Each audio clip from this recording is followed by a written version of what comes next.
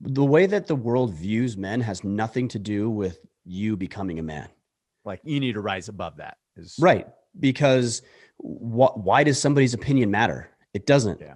If you feel inferior, and John Eldredge actually talks quite about this in his book, Wild at Heart, and his other teachings, a man is constantly trying to answer the question, am I enough? Am I capable? Can I do this? Am I enough? And what the world thinks of men or thinks of you is irrelevant in answering that question. You have to answer that question for yourself.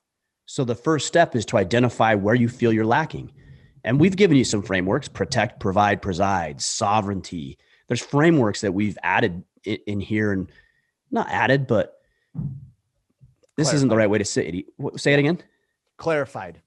I think that's, or articulated. I think that's a good way to, because this isn't new information. I mean, a lot of what we share here is well documented and researched. One book that I read years ago that's a really great book is Manhood in the Making by David Gilmour. A lot of what I talk about when it comes to protecting, providing, and presiding is not new. It's something all cultures throughout all of time and history has adopted as their view or their take on what it means to be a man. So we've articulated, clarified, and then we present it in a meaningful and significant way. So yeah, let's not get so hung up on what the world thinks of you and how you should show up, and be more focused on where you think you need to show up, where you feel deficient, and then start working towards improving those areas. I'm not saying we need to be ignorant or blind to what's going on in society with the dismissal of masculinity. I'm not. I'm just saying that we'll look at the alternative. So society, it continues to go down this slippery slope of undermining masculinity and telling young boys how toxic they are just because they're boys.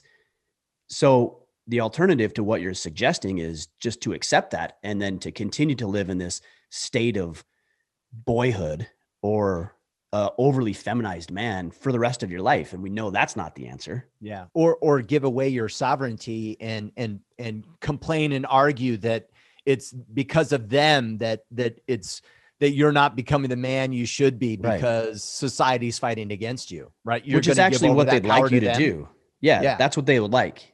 The powers that be would like for you to acquiesce to that, because they want you to sit down, to shut up, to be a good little boy, to do what you're told, and to become a cog in the wheel. You, as an independent man, represent and pose a very serious threat to the powers that would be. And this is why it's actually so important that we remain sovereign, that we remain in control of our lives, that we fight for Second Amendment rights, that we fight for freedom of speech, because this is how they silence and put away men. It's done throughout all of time and history. So we actually have to actively fight against it. So again, I'm not saying be ignorant to what's going on. I'm just saying don't let it be a factor in you becoming the man that you want to become, which I commend you for wanting to become that man. We need more men like you who want to and have a desire to step up fully.